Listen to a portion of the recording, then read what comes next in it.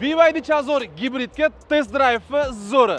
Ishlab chiqaruvchi 100 kilometrga 308 litr sarf xarajat bo'ladi deb bergan bu ma'lumot to'g'riligini bugun tekshiramiz. Faqat bugungi eksperimentimizga ozgina o'zgartirish kiritamiz, ya'ni bugungi eksperimentimiz trassada 100 km/soat tezlikda bo'lib o'tadi. Hozir avtomobilimiz 502 km masofani bosib o'tgan, akkumulyator zarar hajmi esa 20% ni tashkil qiladi. Bugungi sinovimiz shartlarini qisqacha tushuntiraman. Ikkita yo'lovchi 166 kg, konditsioner o'chirilgan, ikkita oyna tushirilgan, maksimal tezlik 100 km/soatiga, yo'limiz tekis, ya'ni ortiqcha ko'tarilish va tushishlarsiz. Ma'lumot uchun cruise control funksiyasidan maksimal foydalanyapman. Roppa-rosa 50 km dan sal oshgandan keyin orqaga qaytishni boshlaymiz.